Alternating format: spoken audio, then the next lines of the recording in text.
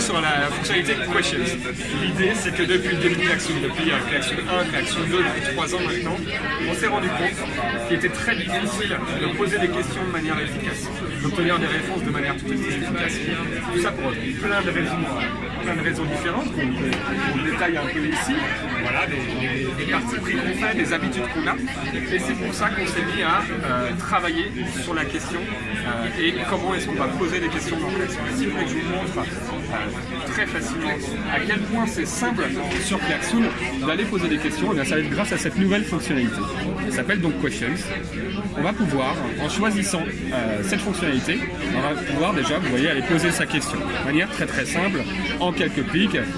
Par exemple, je vais demander à mon équipe what time, quelle heure pour notre prochain meeting. J'ai cette question à poser, j'ai besoin d'avoir la réponse rapidement.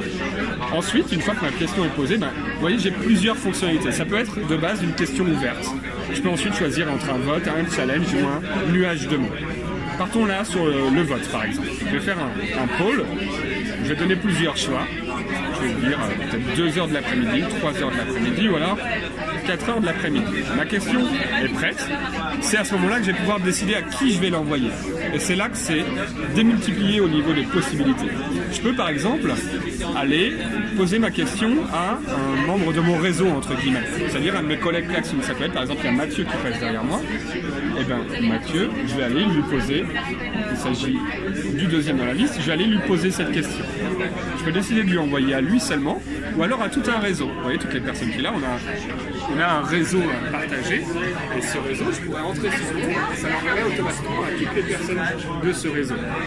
Je peux également, à cet endroit-là, décider de envoyer de manière un peu plus globale, c'est-à-dire à des gens qui n'auraient pas de licence Klaxoon.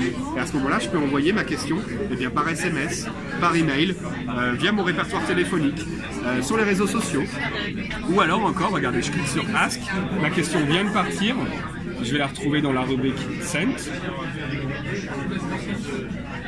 Hop, ça arrive. Voilà, elle est ici. En cliquant dessus, eh bien, je peux aller, par exemple, proposer un QR code pour que des gens qui n'aient pas Klaxoon puissent y accéder et par la même occasion, eh bien, avoir accès à Klaxoon.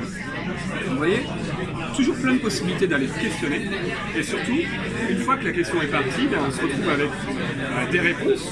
Et tout l'intérêt de poser des questions, c'est d'obtenir des réponses. Là, c'est à ce moment-là qu'on va avoir, par exemple, pour un vote, vous voyez, des récapitulatifs qui nous donnent un petit peu la possibilité d'avoir les résultats le plus rapidement possible. Donc, grâce à Questions, on se rend compte qu'on peut poser 5 fois plus de questions.